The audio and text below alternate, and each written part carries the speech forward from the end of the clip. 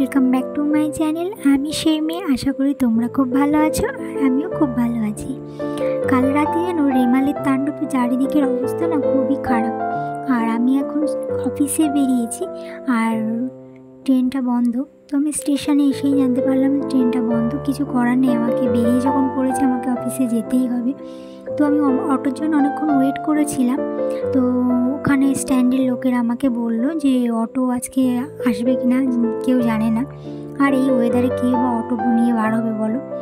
তো আমি শেষে কোনো উপায় না পেয়ে আমি হাঁটা শুরু করেছি স্টেশনের উদ্দেশ্যে, মানে অন্য লাইনের স্টেশনের উদ্দেশ্যে। তো এই রাস্তাটা আমি চিনি না, সবার কাছে জিজ্ঞাসা করতে করতেই আমি যাচ্ছি। তো যাই হোক, আর এই ওয়েদারে ওয়েদারটা শুধু তোমরা দেখো, চারিদিকের ওয়েদারটা পুরো কেমন গম্ভীর হয়ে আছে, আর বৃষ্টি তো কন্টিনিউয়াসলি হচ্ছে। তো ফাইনালি আমি 1 ঘন্টার বেশি হেঁটেছি প্রায়। হাঁটার পর আমি স্টেশনে এসে পৌঁছালাম। তো এই লাইনটায় এখনও ট্রেন দেয়নি, আর আমাদের যেহেতু ক্যানিং লাইন ছিল ওই জন্য এই লাইনটা এখনও ট্রেন দেয়নি, আর এই লাইনেও ট্রেন দেয়নি। তো আমি স্টেশনে উঠে একজনের কাছে জিজ্ঞাসা করলাম যে ট্রেনটা কখন দেবে। তো ওরা বললো সবে ডায়মন্ড হারবার থেকে শিয়ালদা যাওয়ার ট্রেন অ্যানাউন্সমেন্ট সবে করেছে, কবে আসবে কেউ জানে না। আর শিয়ালদার থেকে বারুইপুরে যাওয়ার ট্রেনটা সবে অ্যানাউন্সমেন্ট করেছে, তো আসছে। তো ফাইনালি আমার হলো, আমি ট্রেনটা ধরতে পারবো। না হলে আমার এখান থেকে আবার অটো করে যেতে হতো বা কোনো গাড়ি করে, বা হলে হেঁটে যেতে হতো। তো যাই হোক, আমি স্টেশনে উঠে গেলাম। আর এই দেখো স্টেশনটা কত লোক শুধু ট্রেনের জন্যই দাঁড়িয়ে আছে। তো এখন কিন্তু 9টা বাজে আর এখনও পর্যন্ত ফার্স্ট ট্রেন দেয়নি, আর আমিও তাদের সাথে ট্রেনের জন্য ওয়েট করছি। আর স্টেশনটা আমার দিকের লাইনে দেখো বেশি লোক নেই, কিন্তু ওই শিয়ালদার দিকের লাইনে প্রচণ্ড লোক আছে। তো আমি দাঁড়িয়ে আছি, ট্রেনের অপেক্ষা করছিলাম। আর বৃষ্টি কিন্তু কন্টিনিউয়াসলি হয়েই যাচ্ছে, একটুও বন্ধ নেই। সারা রাত হয়েছে, এখনও সারাদিন হয়ে যাচ্ছে। তো তারপরে ফাইনালি ট্রেনটা চলে আসলো আর আমি ট্রেনে উঠে পড়লাম। আর বাইরের ওয়েদারটা শুধু জাস্ট দেখো তোমরা, মানে গম্ভীর হয়ে আছে।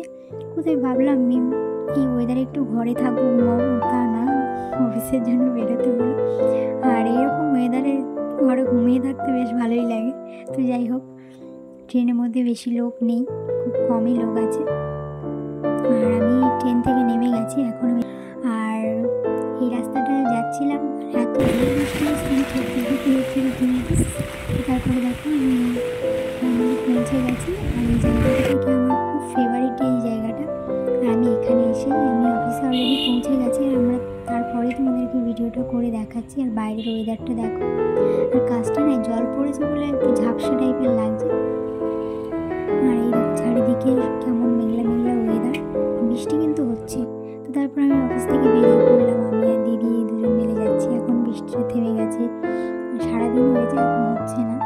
তো তারপরে বাইরের ওয়েদারটা যদি তোমরা দেখো কত মেঘ হয়ে আছে, আবার হয়তো কিছুক্ষণ পরেই চলে আসবে। তো স্টেশনে এসে দেখি ও বাবা, স্টেশনে অন্ধকার, কী করে যাবো ওর বাড়ি, মাথায় হাত, মানে কী বলবো, স্টেশনটা অন্ধকার, এটা ভাবা যায় কোনো দিন? তারপর বারুইপুর স্টেশন, ট্রেনের মধ্যে কারেন্ট ছিল না, এটা ভাবা যায়? কারেন্টটা যখন এসেছি তখন আমি ভিডিওটা অন করতেই ভুলে গেছি, তারপরে যখন ভিডিওটা অন করলাম তখন কারেন্ট আছে। তো তারপর আমি ট্রেন থেকে নেমে মাছ বাজারে গেছিলাম। তো আমার না, মানে আমি হাফ মাছ খেতে পারি না, তাই জন্য আমি খুব মাছ বাজারে ঢুকে খুব ঘোরাঘুরি করি চারিদিকে। মাছ পছন্দ, 10টা দোকান দেখার পরে পছন্দ হয়, তারপরে আমি নিই। তো এখানে আমি দেখো আমার চিংড়ি মাছটা খুব পছন্দ হয়েছে, বেশ বড় আছে, তো আমি নিয়ে নিলাম চিংড়ি মাছটা।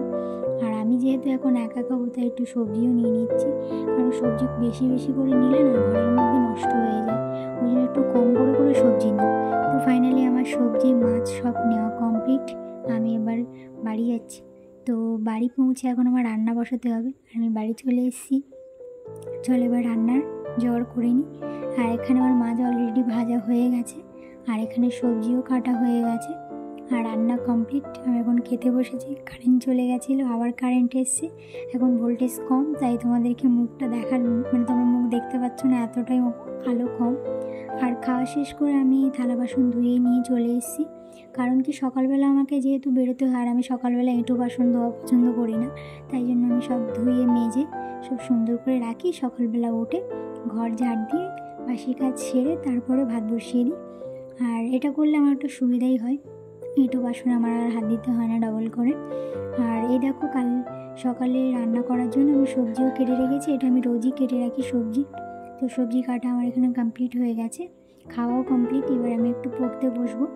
আর সামনের মাসে আমার পরীক্ষা, আর এই কাজের সূত্রে থাকা আমি বই নিয়ে একটু বসতেও পারি না, যখন সময় পাই তখন একটু পড়তে বসি। আর এখন সামনে পরীক্ষা, বসতে তো হবেই। তো তোমরা কমেন্ট করে অবশ্যই জানিও ভিডিওটি তোমাদের কেমন লেগেছে, আর চ্যানেলটিকে অবশ্যই সাবস্ক্রাইব করো। দেখা হবে নেক্সট ভিডিওতে। আজকের মতো টাটা।